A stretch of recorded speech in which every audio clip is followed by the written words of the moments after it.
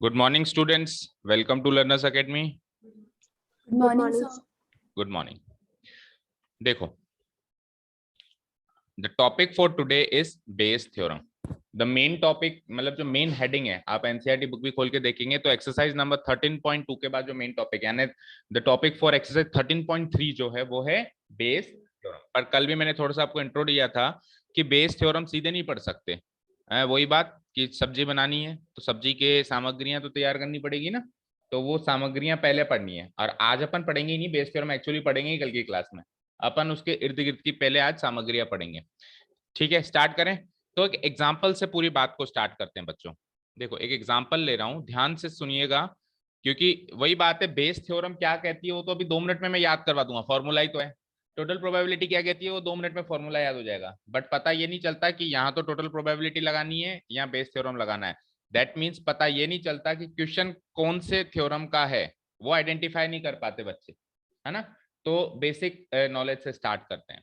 मुझे एक चीज बताना, सपोज करो मेरे पास एक बैग है, ओके। इस बैग में लेट अस से 10 तो ब्लैक बॉल्स हैं, राइट, और 15 व्हाइट बॉल्स हैं, ओके। अब मैंने कहा, ध्यान से सुनना, कि इसमें से मैं एक बॉल निकाल रहा हूं, एक बॉल निकाल रहा हूं, राइट। तो मुझे बताओ प्रोबेबिलिटी कि वो बॉल ब्लैक निकलेगी, इसकी क्या प्रोबेबिलिटी है, बोलो। 10/25। इट्स वेरी इजी, जिसको काट के आप क्या कर दोगे, 2/5। Very easy. ठीक है, एक सिचुएशन तो ये है जिसको अपन आज नहीं, 11th 10th 9th क्लास से अप्लाई कर रहे हैं। ठीक है, यही तो प्रोबेबिलिटी सीखी अपन ने, राइट। अब सिचुएशन थोड़ी सी चेंज हो गई, ध्यान से सुनना। मैंने कहा कि अब की बार मेरे पास एक नहीं 2 बैग्स, 3 भी हो सकते हैं, याद रखना, बट चलो मैं 2 से स्टार्ट करता हूं। कितने बैग्स हैं? 2। एक बैग तो वही ले लो जैसा ऊपर है, जिसमें 10 तो ब्लैक बॉल्स हैं एंड 15 व्हाइट बॉल्स हैं, और सेकंड बैग ले लो, उसमें 20 ब्लैक कर दो और 25 व्हाइट कर दो। ओके, ठीक है। अब क्या हो रहा है, अब ये हो रहा है कि मुझे बॉल तो पिक करनी है बैग से, उससे पहले मुझे आंख बंद करके बैग भी पिक करना है। समझिएगा क्या हुआ? पहले तो एक ही बैग था, आंख बंद करके रैंडमली एक बॉल पिक करनी थी। अब बॉल तो अभी भी पिक करनी है, लेकिन बॉल पिक करने से पहले मुझे क्या करना है, बैग पिक करना है। फिर सेकंड स्टेज पे वो बैग पिक हो गया, उसमें से बॉल पिक करनी है। समझ में आ रही है बात? ठीक है, तो मैंने कहा कि पहले तो बैग वन, लेट अस से ये तो है B1, बैग वन, और ये है बैग 2। ठीक है, पहले बैग पिक करो, बैग पिक करने के बाद बॉल पिक करो, और फिर बताओ संभावना कि वो बॉल ब्लैक निकलेगी, या ये पूछ सकता है वो बॉल व्हाइट निकलेगी। ये पूरा कॉन्सेप्ट है थ्योरम ऑफ टोटल प्रोबेबिलिटी का। किसका? इसी एग्जांपल से समझो बेस थ्योरम क्या है, इसी एग्जांपल से समझो बेस थ्योरम क्या है। टोटल प्रोबेबिलिटी समझ में आया क्या? पहले मतलब जो एक्चुअल इवेंट करना है उससे पहले एक इवेंट और हो रहा है, एक एक्शन और हो रहा है, जिसमें कुछ चूज किया जा रहा है, जैसे बैग चूज किया जा रहा है, कल को कोई और चीज भी चूज करवाएगा। उसके बाद सेकंड स्टेज पे एक्चुअल इवेंट करवा रहा है, जैसे एक बॉल पिक करनी है या मार्बल पिक करना है, और फिर पूछेगा कि बताओ उसकी ब्लैक आने की क्या संभावना है, उसकी व्हाइट आने की क्या संभावना है। ये पूरी चीज किसकी है? Theorem of total probability. Bayes theorem का मतलब होता है रिवर्स प्रोबेबिलिटी। क्या होता है? अब सुनना इसी सिचुएशन को। मैंने कहा कि मैंने ये सारा काम जनक को करने के लिए कहा था, ओके। जनक को मैंने कहा था एक बैग पिक करना बेटा, और उसमें से एक बॉल पिक करना, और बॉल के ब्लैक आने की संभावना निकालना। तो उसने थ्योरम ऑफ टोटल प्रोबेबिलिटी निकाल ली, ठीक है। जनक ने काम कर लिया। मैं सेकंड स्टेज पे आया, प्रियांशी शर्मा। प्रियांशी को मैंने कहा कि प्रियांशी आपको भी मैंने यही काम करने के लिए कहा था। जब कहा था ना ये काम करने के लिए, तो जो आपने बॉल पिक करी ना, वो एक्चुअली ब्लैक निकली। क्या निकली? अब आप बताओ क्या संभावना है कि वो ब्लैक बॉल बैग वन से निकली? रिवर्स प्रोबेबिलिटी, या फिर बैग 2 से निकली। This is what is called reverse probability. ये कॉन्सेप्ट हो गया बेस थ्योरम का। समझ आया? समझ आया भाई? वो कहेगा कि दो बैग थे, इसमें इतनी ब्लैक थी इतनी व्हाइट थी, दूसरे में इतनी ब्लैक थी इतनी व्हाइट थी। एक स्टूडेंट को बोला कि बैग पिक करो, बैग पिक करके बाद बॉल पिक करो। उसने किया वैसा, बैग पिक किया आंख बंद करके, फिर बॉल पिक की और बॉल एक्चुअली व्हाइट निकल गई। अब बताओ क्या संभावना है कि ये व्हाइट बॉल जो है ना बैग 1 से निकली थी या फिर बैग 2 से निकली थी। अगर वो व्हाइट बॉल निकालने की संभावना पूछ रहा है तो थ्योरम ऑफ टोटल प्रोबेबिलिटी। और अगर वो कह रहा है कि नहीं नहीं व्हाइट बॉल निकली थी, ये मैं डिक्लेयर कर रहा हूं, आप तो ये बताओ कि ये व्हाइट बॉल बैग 2 से निकली थी, इसकी क्या संभावना है। This is what is called reverse probability and that topic is of what Bayes theorem. तो रिवर्स पूछेगा तो बेस थ्योरम लगाना, सीधा पूछेगा तो टोटल प्रोबेबिलिटी वाली थ्योरम लगाना। क्लियर है, समझ आया सबको, अच्छे से समझ में आया। ऑनलाइन स्टूडेंट्स बेटा समझ में आया, बोलो। Yes sir. Yes sir. अब सुनना, इस क्वेश्चन का आंसर क्या होगा, बड़े ही सिंपल लैंग्वेज में मैं आपको समझा देता हूँ। कॉन्सेप्ट लिखेंगे ना, कॉन्सेप्ट लिखेंगे, वो लिखना जरूरी है क्योंकि कुछ इधर उधर की बातें भी आएंगी, है ना। वो कॉन्सेप्ट समझने में तो बहुत डिफिकल्ट टॉपिक लगता है, लेकिन अभी इस क्वेश्चन का आंसर देखो चुटकियों में कैसे निकालेंगे। देखो सबसे पहले आपको क्या करना है, एक बैग पिक करना है। तो वो बैग 1 भी हो सकता है, बैग 2 भी हो सकता है। और बैग पिक करने के बाद फिर आपको क्या, एक बॉल पिक करनी है, राइट। बोलो अब कितने बैग है मेरे पास, 2। तो हर एक बैग को पिक करने की प्रोबेबिलिटी क्या हो जाएगी, 1/2, इक्वली लाइकली है दोनों। तो मैं कह सकता हूं कि सपोज करो बैग 1 पिकअप करना इवन इवेंट है। ऐसे मान लो कि बैग 1 पिकअप करना क्या है, इवन इवेंट है। और बैग 2 पुटअप कर मतलब पिकअप करना क्या है, E2 इवेंट है। तो मुझे बताओ प्रोबेबिलिटी ऑफ इवन क्या हो गई, half, and probability of E2 भी क्या हो गई, हाफ। ओके। अब इस स्टेज पर आने के बाद, इस स्टेज पर आने के बाद आप बॉल पिक कर रहे हो। इस स्टेज पे आने के बाद क्या कर रहे हो बेटा, बॉल पिक कर रहे हो। और बॉल कैसी निकलनी चाहिए, ब्लैक निकलनी चाहिए। क्या निकलनी चाहिए, मुझे बताओ। इस स्टेज पे आते आते इवन इवेंट तो हो चुका था, हो चुका था ना। इस रास्ते पे आते आते इवन इवेंट तो हो चुका था। अब कौन सा इवेंट होना है, ब्लैक बॉल के निकलने का इवेंट होना है। तो ब्लैक बॉल का निकलने का इवेंट लेटर से बी मान लो या ए मान लो, कुछ भी मान लो, आपके बुक में ए दे रखा है, अभी बी फॉर ब्लैक हो जाएगा तो ए मान लो, है ना। तो अब आपको क्या निकालना है, probability of A, probability of A upon E1। अगर इस रास्ते से आए तो, और उस रास्ते से गए तो कौन सा इवेंट हो चुका था, बोलना जरा। सॉरी ए लिख दिया मैंने, बी है ना, बी फॉर ब्लैक कर रहे हैं ना अपन, B/E2। अब सुनना जरा, ये क्वेश्चन मार्क नहीं लगा रहा हूं मैं, ये आपको पता लगा सकते हो आप इस सिचुएशन में से। मुझे बताओ अगर मैंने बैग 1 चूज किया था तो बैग 1 में से अब ब्लैक बॉल निकलने की क्या संभावना है। बैग 1 में कितनी ब्लैक बॉल्स हैं, 10। और टोटल कितनी बॉल्स हैं, 25, यानी कि ये कितनी हो गई, 2/5। अब सपोज करो मैंने बैग E2 मतलब E2 इवेंट घटित हुआ था, यानी मैंने बैग 2 पिकअप किया था, तो उसमें से ब्लैक बॉल निकलने की संभावना चाहिए। कितनी ब्लैक बॉल्स हैं वहां पे, 20 आउट ऑफ हाउ मेनी, 45। इसको काटोगे पीटोगे 5 4 जा 24/9। अब एक्चुअली आपको चाहिए साहब प्रोबेबिलिटी ऑफ बी। आपको टोटल प्रोबेबिलिटी चाहिए कि ब्लैक बॉल निकलने की क्या संभावना है। अब ब्लैक बॉल इस रास्ते से भी निकल सकती है, इस रास्ते से भी निकल सकती है। आप क्या करोगे, इस रास्ते से ब्लैक बॉल निकलने की संभावना और इस रास्ते से ब्लैक बॉल निकलने की संभावना को ऐड कर दोगे, तभी तो उसका नाम है टोटल प्रोबेबिलिटी। कल आप जब कंफ्यूज हुए थे, ऐसा कोई केस आया था कि सर आपने ऐड क्यों किया, क्योंकि 2 केस बन रहे हैं। मैंने कहा ब्लैक बॉल निकलने की क्या संभावना है, तनीषा कहेगी सर इस रास्ते से अगर आप गए ना तो ब्लैक बॉल निकलने की ये संभावना है, ठीक है। इसने कहा नहीं सर अगर आप इस रास्ते से गए ना तो ब्लैक बॉल निकलने की ये संभावना है। मैंने कहा मुझे तो ब्लैक बॉल निकलने की संभावना बताओ। आप क्या करोगे, दोनों को टोटल कर लो, सर टोटल ये संभावना है ब्लैक बॉल निकलने की, तभी तो इसका नाम क्या है, थ्योरम ऑफ टोटल। टोटल कर रहे हो आप प्रोबेबिलिटी सारे रास्तों से। अभी तो 2 रास्ते हैं, कल को 3 4 5 रास्ते भी हो सकते हैं ना। सारे रास्तों से जो संभावनाएं निकल रही हैं ब्लैक बॉल निकलने की, उन सबको क्या करेंगे हम, टोटल। लेकिन टोटल ऐसे नहीं करेंगे कि 2/5 + 4/9, नहीं, 2/5 इंटू 1/2, 4/9 इंटू 1/2, और इंटू करने के बाद जो मिला उसको टोटल करेंगे। क्यों, क्योंकि इस रास्ते पे आते आते पहले तो आप E1 को सेलेक्ट करोगे ना। पहला इवेंट कौन सा घटित होगा, E1।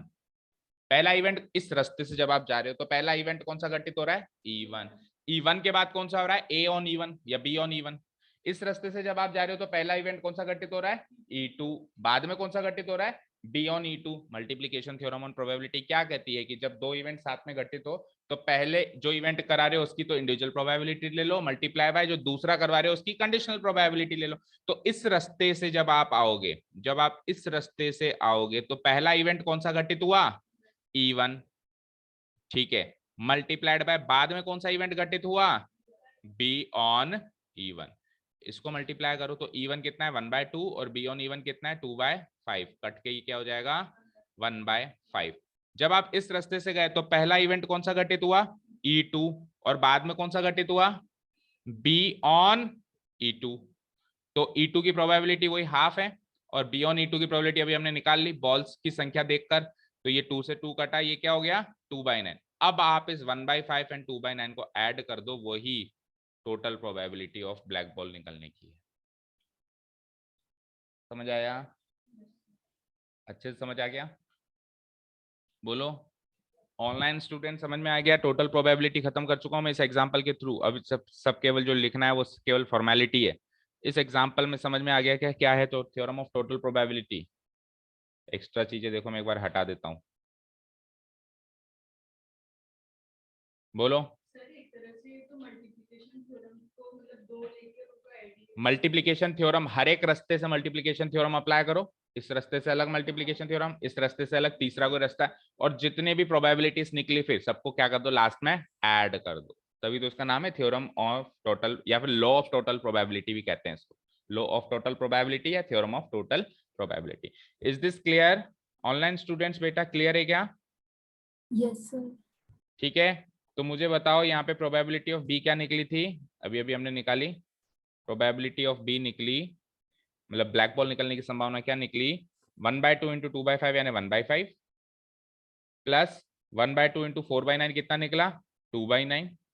अच्छा, इसको जब हम ऐड करेंगे तो करना जरा ऐड, 45 9 5 2 10 19/45, तो मैं टोटली लिख देता हूँ 19/45। अब सुनना, इसी क्वेश्चन में बेस थ्योरम कैसे पूछेगा, 19/45 आया ना बेटा। अब वो कहेगा, अब वो कहेगा कि जब हमने बॉल निकाली ना तो वो ब्लैक निकल गई, आप ये बताओ क्या संभावना है कि वो बैग 1 से निकली थी। समझ में आ गई बात?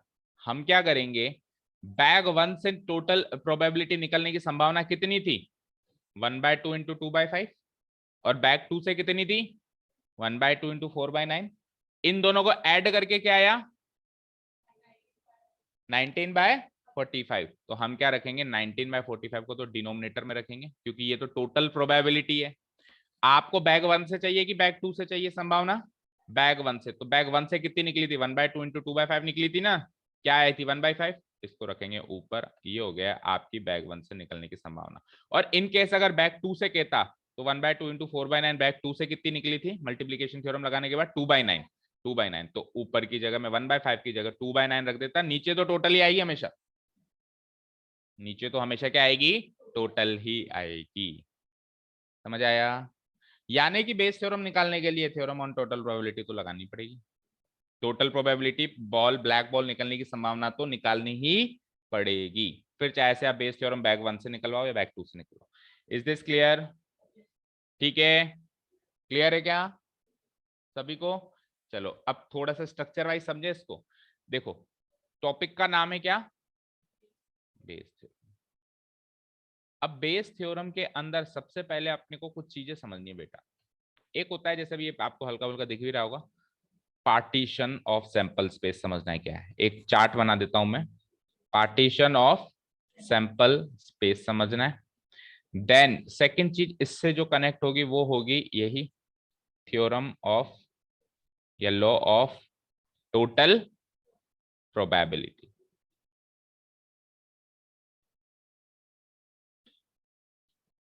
ठीक है, और फिर तीसरे स्टेज पे आएगा क्या, क्या आएगा, एक्चुअली ये एस के बाद लगता है आपको, इसका नाम पूरे का बेस है ना, बे नाम नहीं है इसका, बेस नाम है, बेस थ्योरम। फिर तीसरे स्टेज पे क्या आएगी, बेस थ्योरम आएगी। ठीक है, तो अभी तो बेस थ्योरम बहुत दूर है, आज की क्लास में अपन ये शुरू के दो टॉपिक कवर करेंगे, यानी सामग्री तैयार करेंगे, क्या, पार्टीशन ऑफ सैंपल स्पेस और थ्योरम ऑफ टोटल प्रोबेबिलिटी। फिर बात करेंगे किसकी, लास्ट में बेस थ्योरम की। अभी जो मैंने आपको एक एग्जांपल दिया था ना बेटा, उसमें मैंने आपको बोला कि ब्लैक बॉल निकलने की संभावना बताओ, तो आपने क्या कहा सर, दो रास्ते हैं, दोनों रास्तों से टोटल कर लेते हैं। लेकिन अगर तीन रास्ते हैं, लेट अस से अगर तीन रास्ते हैं, तो तीसरे रास्ते का भी आपको कुछ ना कुछ करना पड़ेगा। तो हाँ, लेकिन ऐसा नहीं कर सकते कि सर तीसरा रास्ता तो था लेकिन मैंने उसको देखा ही नहीं, नहीं, फिर आपका आंसर गलत है। यानी रास्ते जितने भी हैं सबको देखना पड़ेगा। अच्छा एक चीज और, जो दोनों तीनों रास्ते हैं वो डिसजॉइंट होने चाहिए, उनमें कुछ कॉमन नहीं होना चाहिए। ऐसा नहीं एक रास्ता पहले रास्ते से घूम के आ रहा था। ये इस टोटल प्रोबेबिलिटी लगाने की कंडीशंस हैं, मतलब रिक्वायरमेंट्स हैं, तभी आप टोटल प्रोबेबिलिटी लगा सकते हो। वो बिल्कुल अलग रास्ता है, ये बिल्कुल अलग रास्ता है, ये बिल्कुल अलग रास्ता है, डिसजॉइंट होने चाहिए तीन। ठीक है ना, क्लियर है? शुरू करें। ये चार्ट है, आज क्या करने वाले हैं अपन, partition of sample space. Okay, अब लिखना शुरू करें आप। बेस थ्योरम के अंदर पहला topic partition of sample space. एक बार पहले लिख लें फिर मैं समझाता हूं।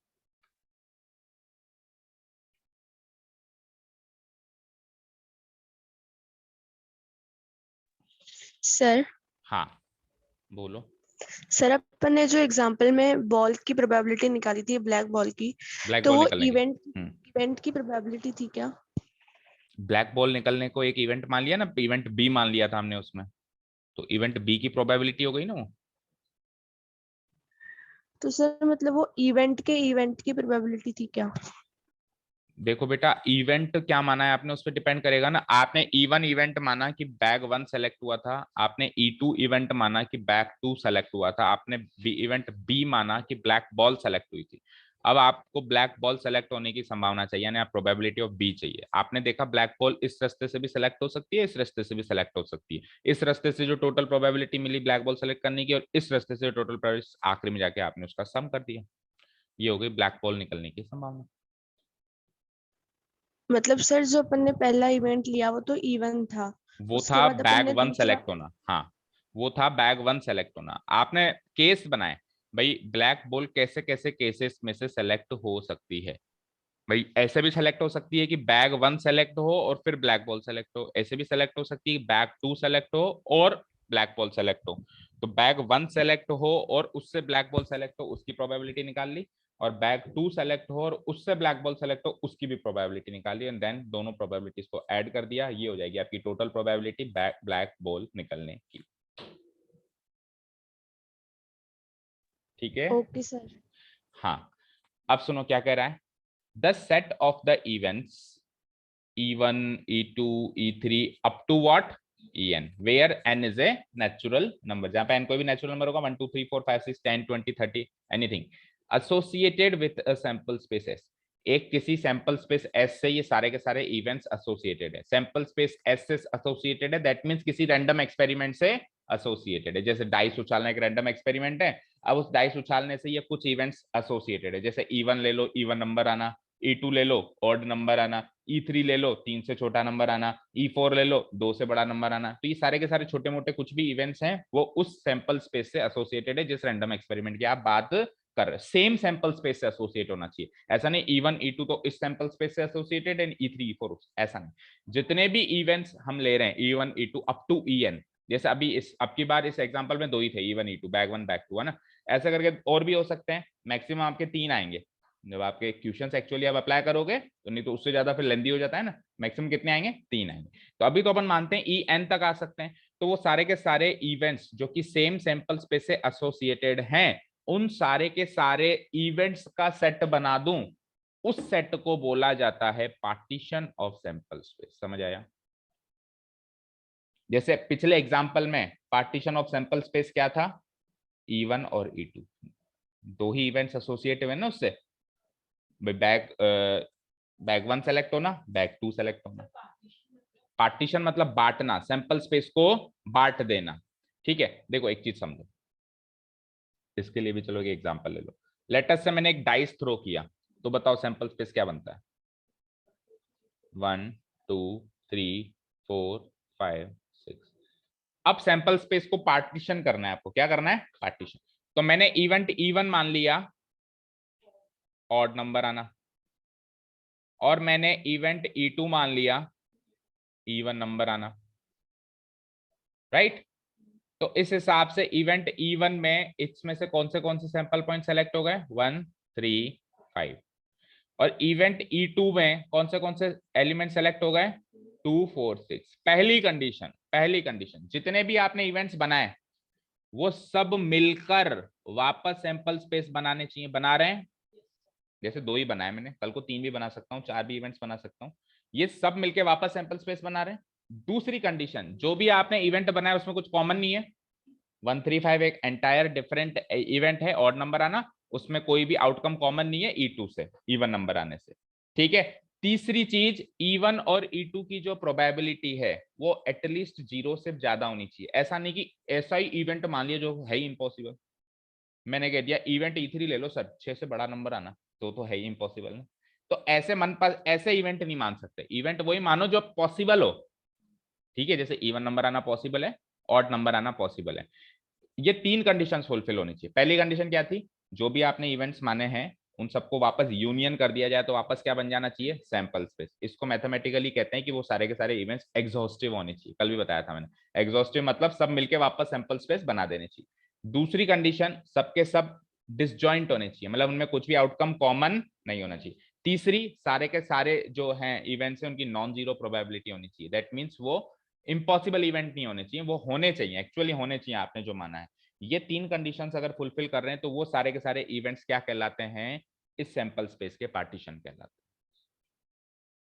ठीक है। अब सपोज करो मैं E1 E2 ये ना मान के ये मानता, मैं E1 मान लेता, लेट अस से ए नंबर ग्रेटर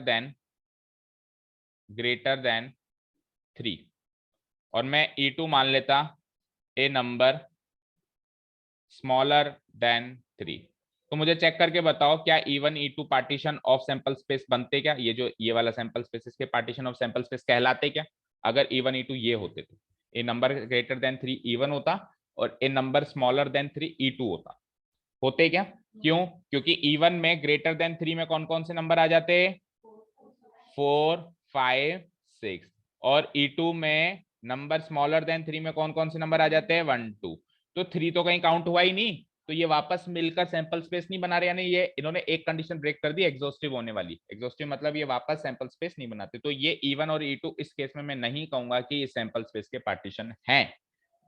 ठीक है। हाँ, आप यहाँ पे स्मॉलर देन के आगे ये और लगा दो, और इक्वल टू 3। अब ये 3 इसमें शामिल हो जाएगा। अब E1 और E2 बिल्कुल पार्टीशन ऑफ सैंपल स्पेस है। समझ आया? अच्छा, अगर 3 की जगह अगर मैं यहाँ पे लगा दूं 4, फिर वापस नहीं है, क्योंकि अब 4 या 4 से छोटा नंबर चाहिए, तो 1 2 3 और 4 भी आ गया यहाँ पे, 1 2 3 और 4 भी आ गया। तो एक आउटकम कॉमन हो गया, कॉमन भी नहीं होना चाहिए, कॉमन भी नहीं होना चाहिए, अलग अलग आउटकम्स भी होने चाहिए, सब मिलके सैंपल स्पेस भी बनाने चाहिए, और प्रोबेबिलिटीज भी उनकी कुछ ना कुछ होनी चाहिए। इंपॉसिबल इवेंट्स वो नहीं होने चाहिए। 3 कंडीशन फुलफिल करते ही क्या हो जाएगा, वो सारे के सारे इवेंट्स मिलकर उस सैंपल स्पेस के पार्ट। ऐसा नहीं कि E1 पार्टीशन है या E2 पार्टीशन है, E1 E2 मिलकर उस सैंपल स्पेस के क्या है, पार्टीशन कहलाएंगे। पार्टीशन का मतलब तो सिंपल है, पार्ट कर देना, लेकिन वो उसकी एक लॉजिक है, उसी से पार्टीशन करोगे, अपनी मन मर्जी से पार्टीशन नहीं करोगे। मैथमेटिकली कैसे पार्टीशन करना है, ये 3 कंडीशंस बताई हुई। Is this clear? देखो यही बात वहां पे लिखी हुई है, एग्जांपल से अच्छे से समझ में आ जाता है, इसलिए पहले एग्जांपल दे दिया मैंने। क्या कहता है, the set of the events, अब क्योंकि पता नहीं है ना कितने बनेंगे तो En तक ले लिया, where n is a natural number associated with a sample space associated with a same sample space as is said to be the partition of the sample space as if। अब ये 3 conditions बताएगा कि ये 3 condition fulfil करोगे तो ही वो sample space S का partition कहलाएगा, वो सारे के सारे इवेंट्स कहलाएंगे। ठीक है, यहां तक लिखो। अब फिर 3 कंडीशंस, अभी जो मैंने 3 कंडीशंस बताई वो मैंने ओरली बताई, अब मैथमेटिकली 3 कंडीशंस वो बताएगा।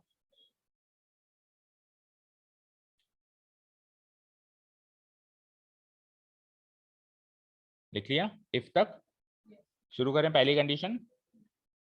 पहली कंडीशन देखो क्या कह रहा है, ई आई और ई जे का इंटरसेक्शन 5 होना चाहिए, जहां पे आई और जे क्या है, इन 1 2 3 4 n तक कोई से भी नंबर्स हैं। यानी कि जैसे मेरे पास सपोज करो 5 इवेंट्स हैं, E1 E2 E3 E4 E5। तो इसमें E1 और E3 का भी इंटरसेक्शन 5 हो, E2 और E4 का भी इंटरसेक्शन 5 हो, E2 और E1 का भी इंटरसेक्शन 5 हो, E2 और E5 का भी इंटरसेक्शन 5 हो। जितने भी पेयर बन सकते हैं ना, सबका इंटरसेक्शन क्या होना चाहिए? 5 होना चाहिए। तो सारे के सारे केस तो बनाना पॉसिबल नहीं है ना, लिखें कैसे? तो उन्होंने क्या कर दिया, इसको सीरियल मार्क कर दिया I और J। क्या मार्क कर दिया? I और J, कि EI नामक कोई भी इवेंट और EJ नामक कोई भी इवेंट का इंटरसेक्शन हमेशा क्या होना चाहिए? 5 होना चाहिए फॉर ऑल। इसका मतलब क्या होता है? For all IJ equal to 1 से लेकर N। ठीक है, इसको बिल्कुल देसी भाषा में कहते हैं तो EI and EJ should be mutually exclusive events. बताया था ना, म्यूचुअली एक्सक्लूसिव इवेंट्स क्या होता है? जिसका कोई भी आउटकम कॉमन नहीं होता। तो या तो ऐसे कह दो कि कोई भी दो सेट्स जो हैं उसमें म्यूचुअली एक्सक्लूसिव सेट्स होनी चाहिए, इवेंट्स जो हैं वो म्यूचुअली एक्सक्लूसिव इवेंट्स होने चाहिए, या फिर ऊपर वाली भाषा में कह दो कि EI इंटरसेक्शन EJ क्या होना चाहिए? 5। मैंने भी यही पहली कंडीशन बताई आपको कि कोई भी आउटकम कॉमन नहीं होना चाहिए। सेकेंड कंडीशन क्या चाहिए उसको देखो। सेकेंड कंडीशन क्या चाहिए कि E1 E2 E3 ऐसे लेकर पूरे जितने भी आपने इवेंट्स बनाए हैं EN तक, इन सबका वापस यूनियन कर दें तो सैंपल स्पेस तैयार हो जाना चाहिए। मैंने भी यही बताया आपको कि सबको अगर हम इकट्ठा कर लें वापस, तो वो सारे के सारे इवेंट्स क्या हो जाने चाहिए? वापस सैंपल स्पेस तैयार कर देने चाहिए। इसको ओरली कैसे कहेंगे? इस बात को ओरली कैसे कहेंगे कि E1 E2 E3 up to EN should be exhaustive. ठीक है, एग्जॉस्टिव का मतलब है वापस सैंपल स्पेस तैयार कर देना।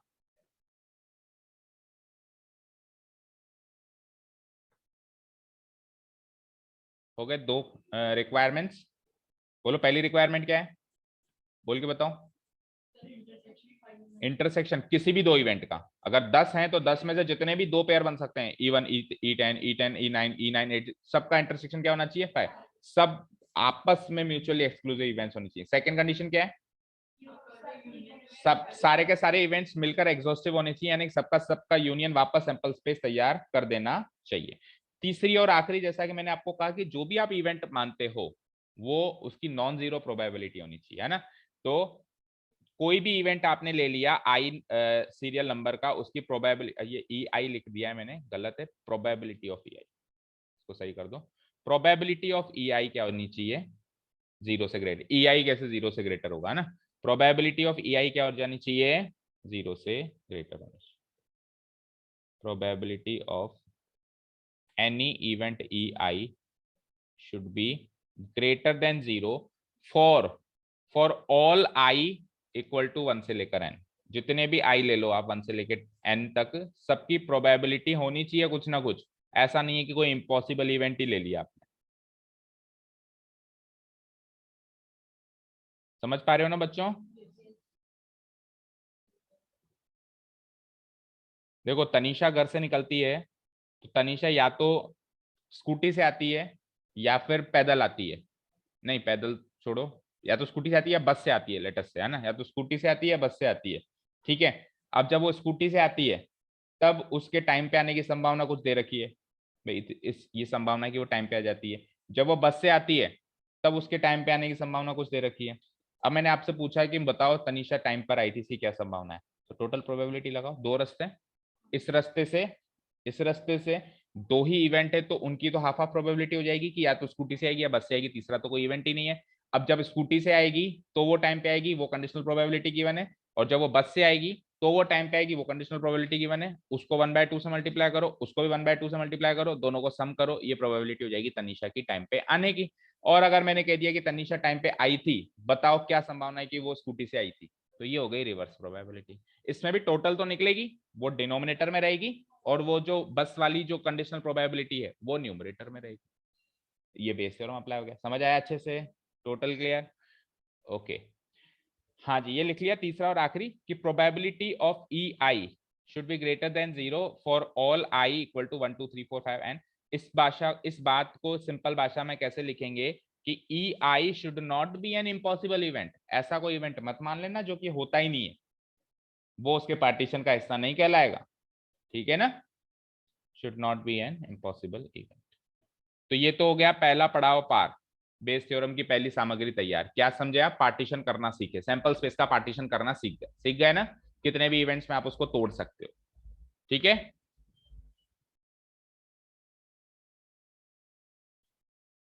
ओके, अब सेकंड स्टेज क्या है? Theorem of total probability.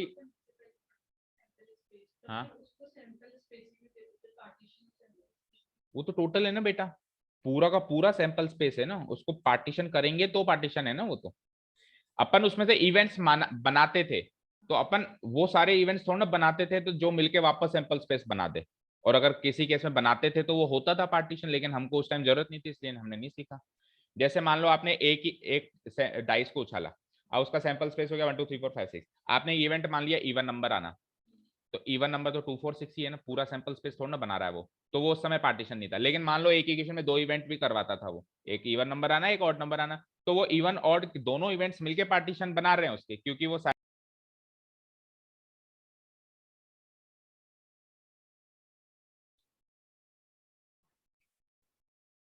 ठीक है ना। वो एग्जांपल समझ में आ गया ना, और वो चीज भी क्लियर हो गई कि पार्टीशन क्या होती है। ठीक है ना, वो मिलके पूरा सैंपल स्पेस बनाना चाहिए और डिसजॉइंट होने चाहिए। सबसे मेन दो पॉइंट्स तो ये। तीसरा वो तो कॉमन सेंस वाला पॉइंट होता है कि हम कोई ऐसा इवेंट नहीं मानेंगे। मैं डाइस उछालूंगा तो 3 इवेंट ये तो मान नहीं सकता हूँ कि इवन ऑड और तीसरा मान लू 7 से बड़ा नंबर। मैं कहूँ सर ये 3 इवेंट पार्टीशन है क्या? कैसे है? तीसरा इवेंट तो इम्पॉसिबल है ना, वो 2 इवेंट मिलके ही पार्टीशन। ठीक है ना, क्लियर? ओके, अब इस पार्टीशन के बाद अगली चीज आती है थ्योरम ऑफ टोटल प्रोबेबिलिटी। ठीक है, हेडिंग डालो, थ्योरम ऑफ टोटल प्रोबेबिलिटी। बच्चे कई बार बेस थ्योरम पढ़ के जाते हैं, क्वेश्चन आ जाता है टोटल प्रोबेबिलिटी का, तो दोनों साथ में ही चलती हैं, दोनों को बिल्कुल एक ही कॉन्सेप्ट मान के चलो। उल्टा पूछ ले बेस थ्योरम है, सीधा पूछ ले टोटल प्रोबेबिलिटी, है ना। देखो क्या कह रही है ये कि let E1 E2 E3 up to En, वही पार्टीशन ऑफ सैंपल स्पेस वाली जो कुछ इवेंट्स हैं, be the set of the events associated with a sample space S such that they form the partition of the sample space S. यहां तक लिखो और समझो कि E1 E2 up to En कुछ इवेंट्स हैं, कुछ इवेंट्स का सेट बना दिया हमने। ठीक है, सेम सैंपल स्पेस एस से वो एसोसिएटेड हैं, इस तरीके से एसोसिएटेड हैं कि वो पार्टीशन ऑफ सैंपल स्पेस बनाते हैं। दैट मीन्स अब आप मान लेना कि वो डिसजॉइंट भी है, मतलब म्यूचुअली एक्सक्लूसिव भी है, प्लस वो एग्जॉस्टिव भी है, प्लस वो नॉन जीरो प्रोबेबिलिटी कैरी करते हैं। जैसे ही उसने ये बात कह दी ना कि दे form the partition of the sample space, तो अब उसको तीनों बातें अलग अलग कहने की जरूरत नहीं है, क्योंकि कोई भी events partition of sample space कब बनाती है इसका जिक्र कर दिया अपन ने, कर दिया ना, वो तीनों बातें फुलफिल करती है तब। ओके, अब सुनो, अब ये तो हो गए E1 E2 E3 मिलके कुछ इवेंट्स, यहां तक हो गया, यहां तक हो गया।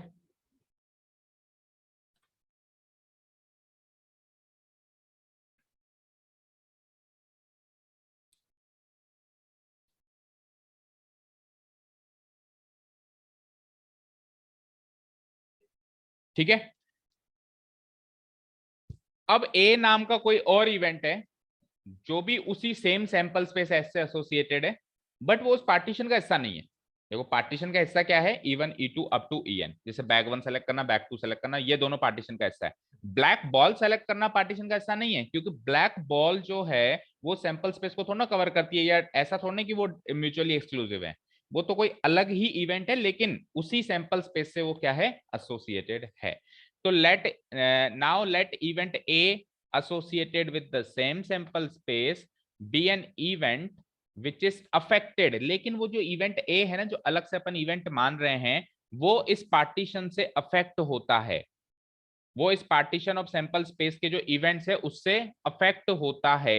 या तो पार्टली होता है, पार्टली मतलब कुछ पार्ट से होता है, या फुल्ली होता है, पूरी तरीके से होता है, या नेग्लिजिबली भी हो सकता है, बिल्कुल ना के बराबर रूप से भी हो सकता है, लेकिन अफेक्ट होना चाहिए। फॉर एग्जाम्पल अभी अपन ने ब्लैक बॉल निकालने वाले इवेंट को इवेंट माना था, ब्लैक बॉल निकालना इवेंट बी माना था, तो वो अफेक्ट हो रहा था ना कि अगर बैग 1 सेलेक्ट होगा तो उसकी प्रोबेबिलिटी कुछ हो रही थी, बैग 2 सेलेक्ट हो रहा था तो उसकी प्रोबेबिलिटी कुछ हो रही थी। मान लो बैग 1 में ब्लैक बॉल्स कम होती और बैग 2 में ज्यादा होती, तो उससे कम अफेक्ट होता, इससे ज्यादा। तो मैंने क्या कहा, वो जितने भी sample partition of sample space के इवेंट्स बनाए आपने, जैसे हमारे केस में हमने 2 ही बनाए थे, बैग 1 बैग 2, वो जितने भी बने हुए हैं उससे कोई अलग कोई इवेंट है वो उन सबसे थोड़ा थोड़ा थोड़ा थोड़ा थोड़ा प्रभावित होता हो।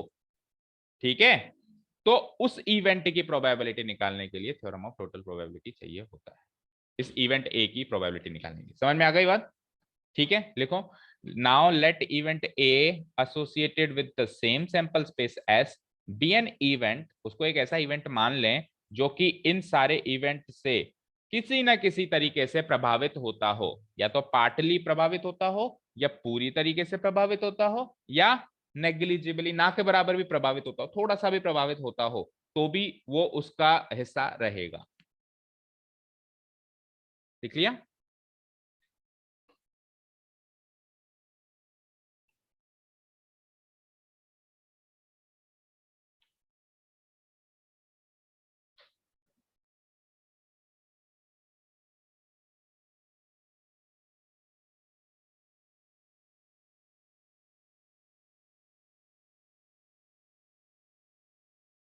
लिख लिया बेटा?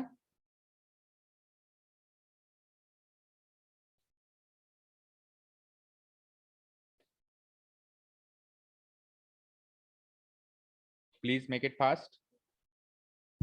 नेग्लिजिबली तक हो गया।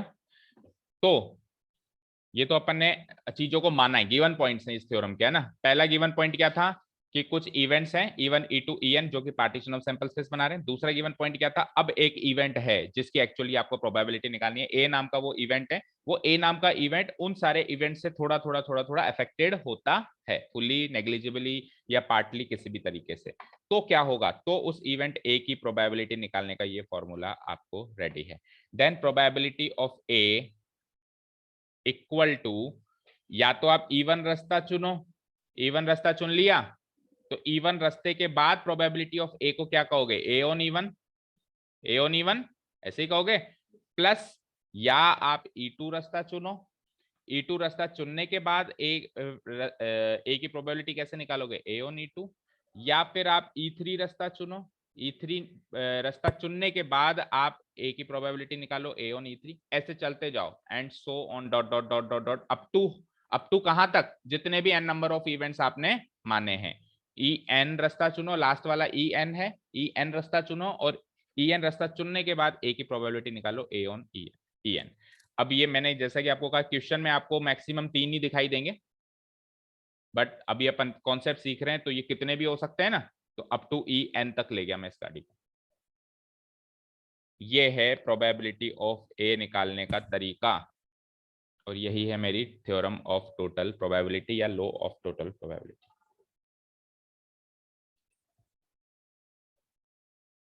यहां लिख देता हूं देन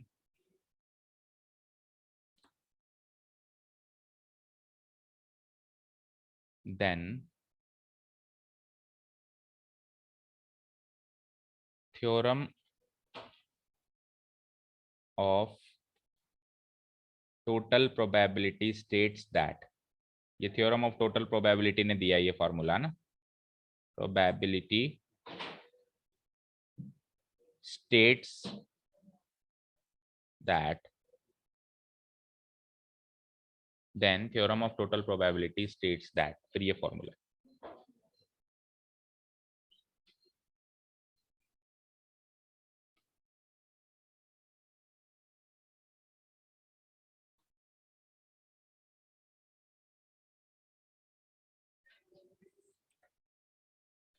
ठीक है, हो गया यहां तक। अब ये E1 E2 E3 up to En, कल को 10 15 20 जितने भी हो, तो ये फॉर्मूला बड़ा लेंदी हो जाता है। तो इस लेंदी फॉर्मूले को थोड़ा छोटा, मतलब फॉर्मूला यही है, लिखने का तरीका छोटा कर दिया, क्योंकि कर आप सबका सम रहे हो, तो सम के लिए एक साइन होता है मैथमेटिक्स में जिसको आप समेशन या सिग्मा बोलते हो, याद है, स्टैटिस्टिक्स में अपन यूज करते हैं। ठीक है, तो इन सारी चीजों को छोटा फॉर्मूला बना दिया और लगा के नया फॉर्मूला लिख दिया, और प्रोबेबिलिटी ऑफ ए निकालने का फॉर्मूला हो गया। देखो चेंज क्या क्या हो रहा है, एक बार ऊपर वाले फॉर्मूला में देखो चेंज क्या क्या हो रहा है। देखो बेटा चेंज क्या क्या हो रहा है, केवल यही तो चेंज हो रहा है। पहले केस में ये 1 है दोनों जगह, फिर ये 2 है, फिर ये 3 है, और चलते चलते लास्ट में क्या है n। तो चेंज तो ये सीरियल नंबर ही हो रहा है, तो जब भी सीरियल नंबर ही चेंज हो रहा हो और बाकी क्वांटिटी सेम हो, तो आप इस पूरे फॉर्मूले को शॉर्ट में लिख सकते हो। जो चीज चेंज हो रही है उसको तो लिख दिया मैंने j, क्या लिख दिया j, और j की वैल्यू कहां से कहां वेरी कर रही है, 1 से लेकर n तक, और सिग्मा का साइन लगा दिया, समेशन का साइन लगा लिया, यानी कि 1 2 3 4 जितनी भी ऐसी वैल्यूज अप टू n, सबका क्या करना है आपको, समेशन करना है। समझ में आया ना। तो ये है थ्योरम ऑफ टोटल प्रोबेबिलिटी। अपन ये नीचे वाला याद रखेंगे, एक बार लिखो फिर इसको रीड करना सीखते हैं। कैसे रीड करेंगे? Probability of A equal to summation of probability of EJ multiplied by probability of A on EJ where j varies from 1 to n, where j varies from 1 to n। बोलो, read करोगे तो याद हो जाएगा। एक minute, Tanisha आप बोलो।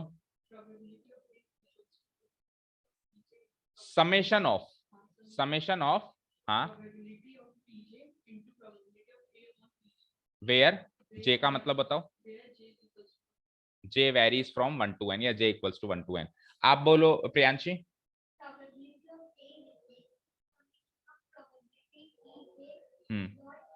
Dot या मल्टीप्लाई है ना, कुछ भी कह सकते हो।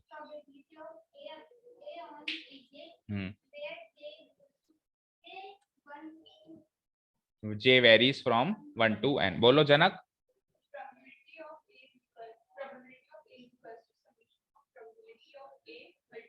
Probability of ej where 1 to n। बोल दोगे? बोलो।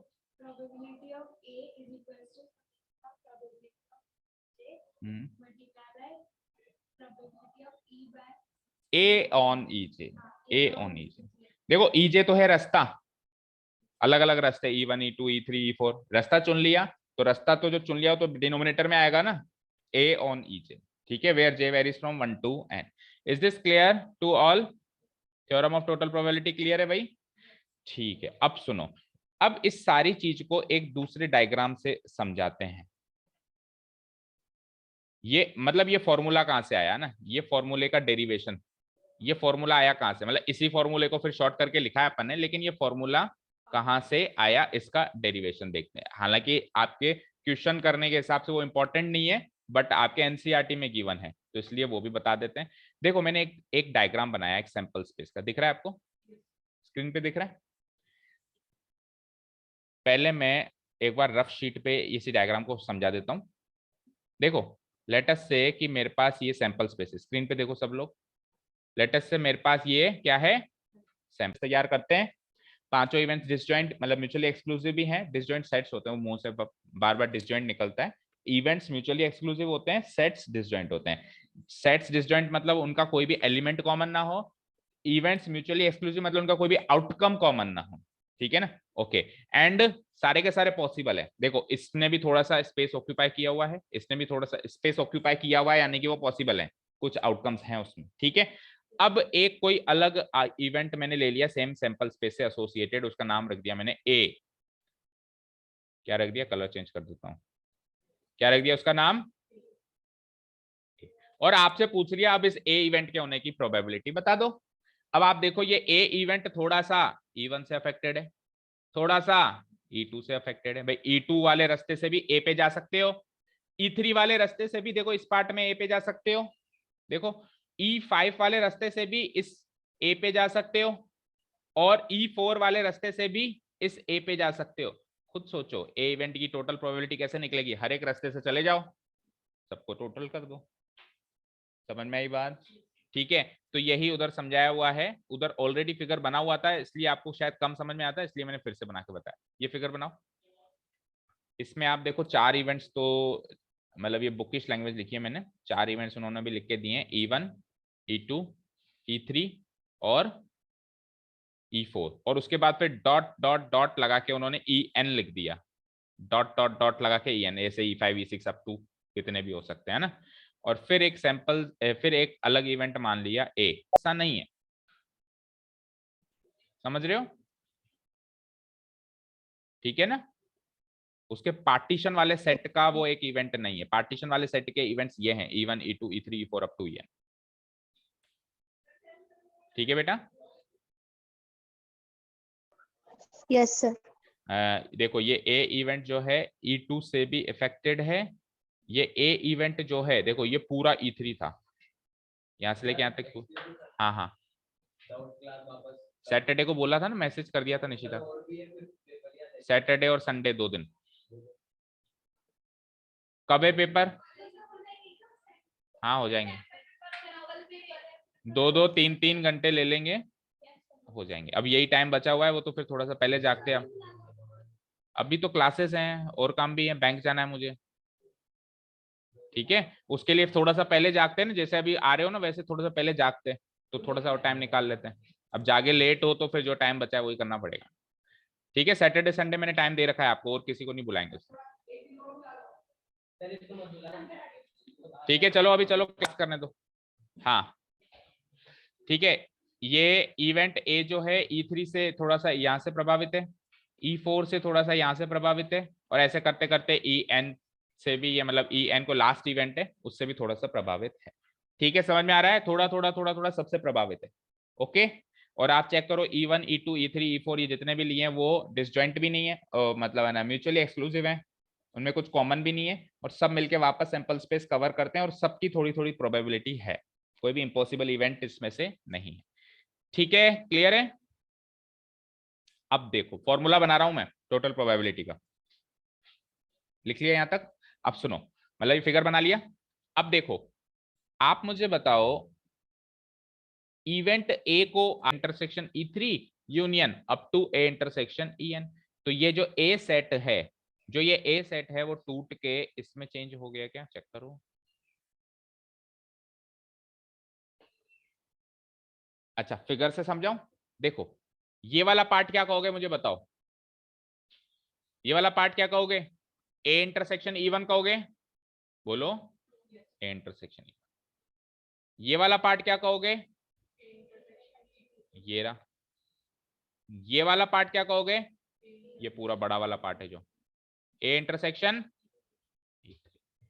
और ऐसे चलते चलते चलते चलते ये वाला पार्ट ए इंटरसेक्शन E4, इसमें कहीं E4 भी है, लिखा नहीं मैंने, डॉट डॉट डॉट लगा दिया, ये ए इंटरसेक्शन E4, और ऐसे चलते चलते ए इंटरसेक्शन E।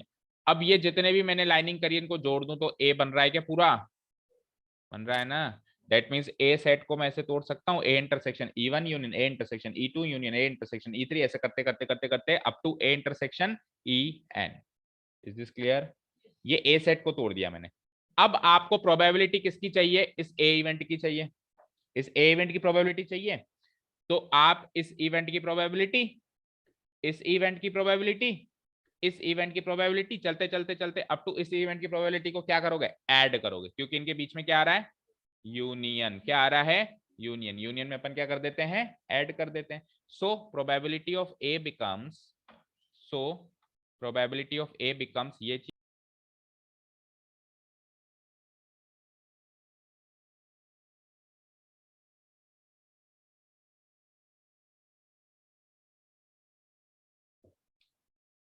आपकी बुक देना, बुक नहीं है ना हमारे पास, एक क्वेश्चन भी करेंगे उसको भेज देते हैं जब तक। ये वाला थ्योरम ऑन टोटल प्रोबेबिलिटी में एक एग्जांपल दिया हुआ है स्ट्राइक वाला,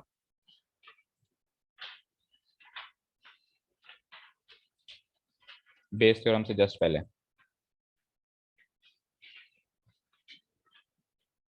ला मेरे को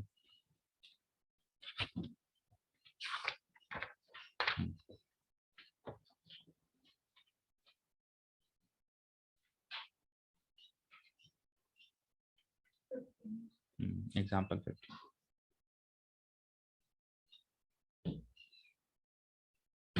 लो लो।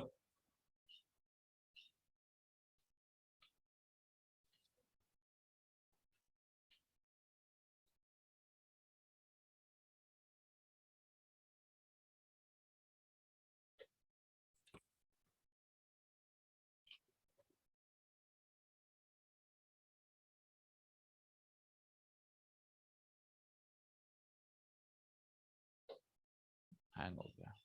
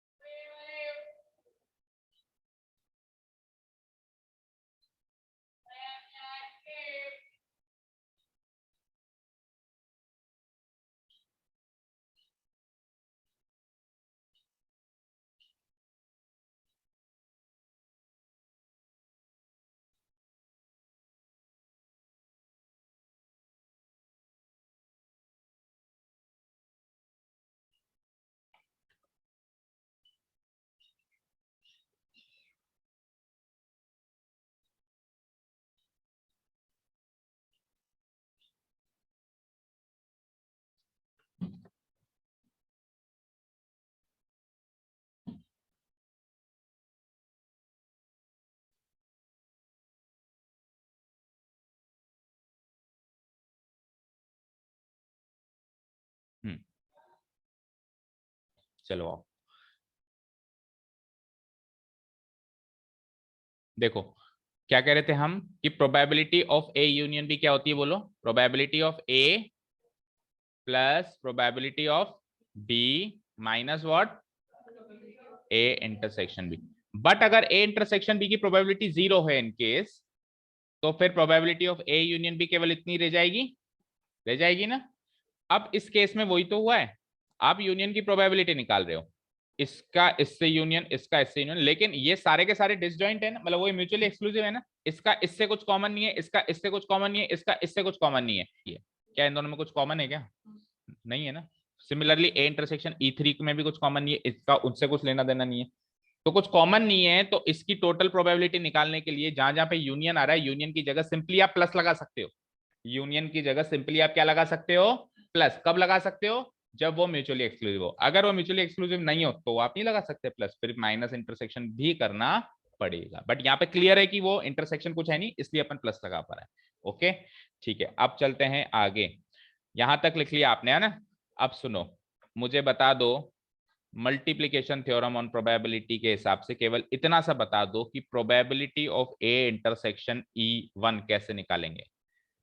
प्रोबेबिलिटी ऑफ, पहले E1 इवेंट करवाओ into probability of A on E1, बन गया फॉर्मूला। ऐसे इसको तोड़ो, ऐसे इसको तोड़ो, अप टू En तक तोड़ दो, तो वही फॉर्मूला बन गया जो पहले तैयार हुआ। समझ गए? ठीक है ना। तो इक्वल टू यही चीज जो पहले तैयार हुई। मतलब आपने इसको ऐसे तोड़ दिया, इसको ऐसे तोड़ दिया, इसको फिर ऐसे तोड़ दिया, और up to probability of A intersection En था उसको ऐसे डिफाइन कर दिया। ठीक है, ये वापस वही वाला पहले वाला फॉर्म। तो ये आपका हो गया formula derivation of multiplication theorem, partition of sample space और थ्योरम ऑफ टोटल प्रोबेबिलिटी खत्म हो चुकी है। अब क्या बचता है? बेयस थ्योरम, जो कल करेंगे। एक थ्योरम ऑफ टोटल प्रोबेबिलिटी का आपकी जो एग्जांपल वाला क्वेश्चन है उसको देख लेते हैं फटाफट।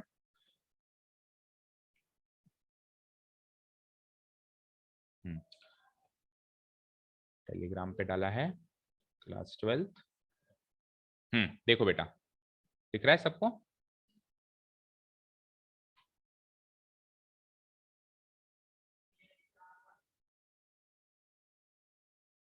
क्या हुआ?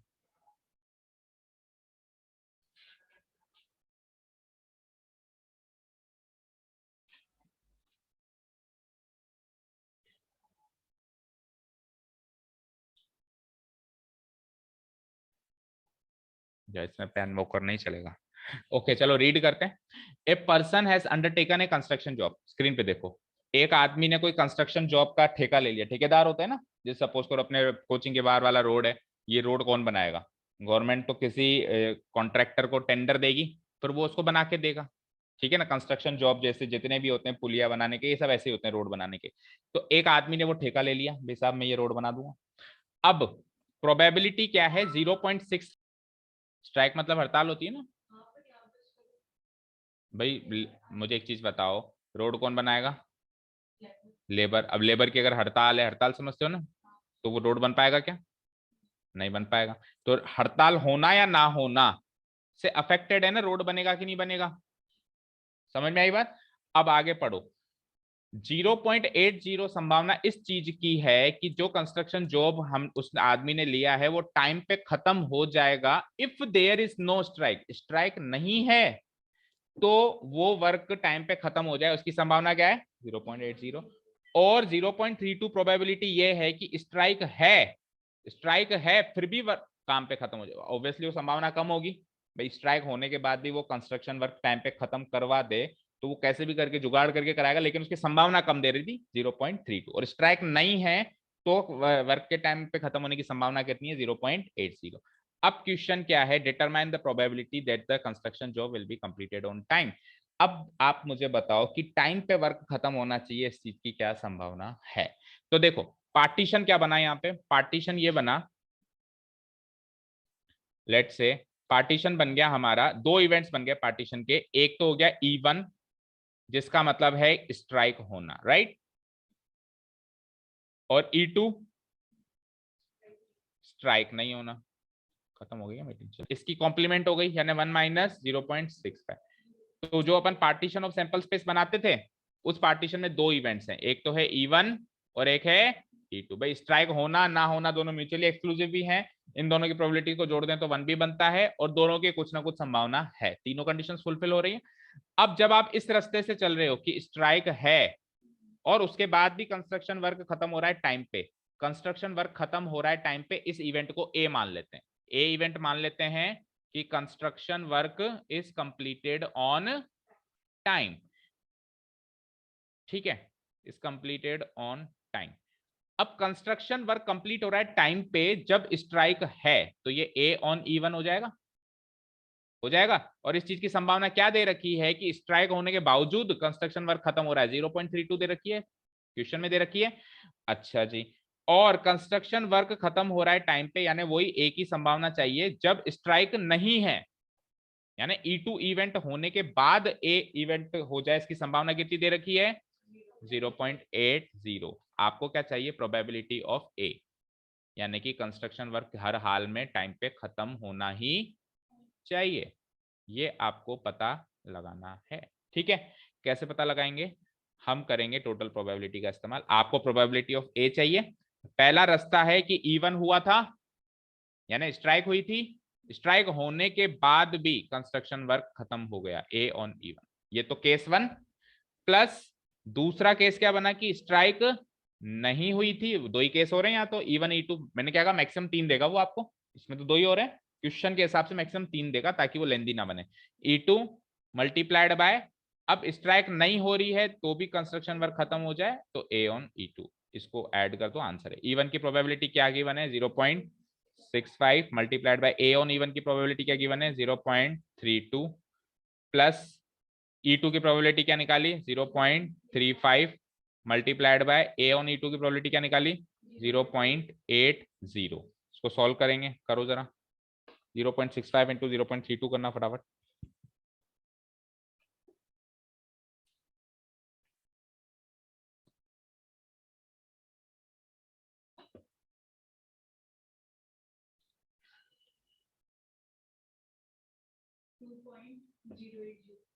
टू 2.08, बाद में तो जीरो की कोई वैल्यू नहीं है ना, 0.80 लिख देते हैं, प्लस आगे बोलो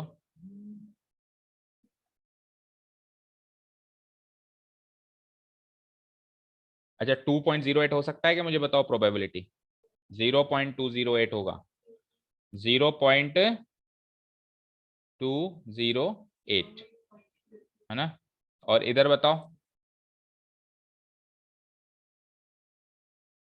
0.28 आ रहा है क्या, देखना जरा,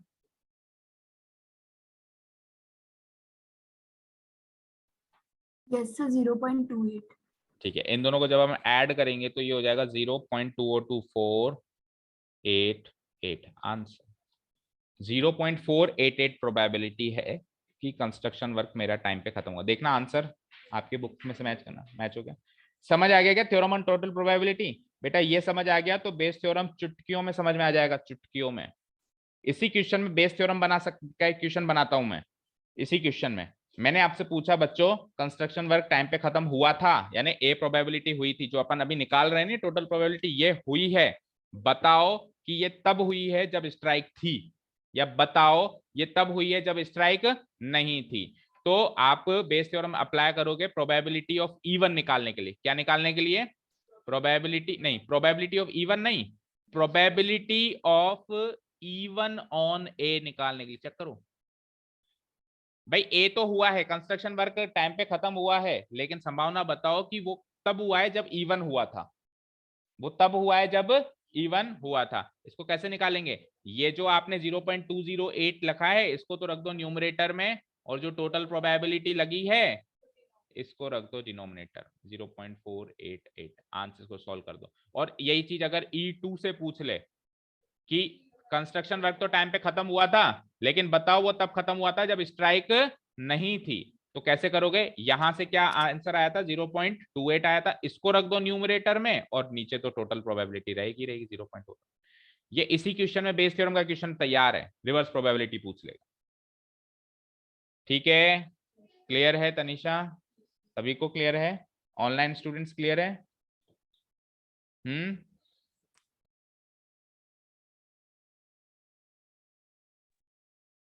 Okay then, thank you so much for listening to us. Have a nice day, keep learning, and bye. And tomorrow we will start the actual Bayes theorem.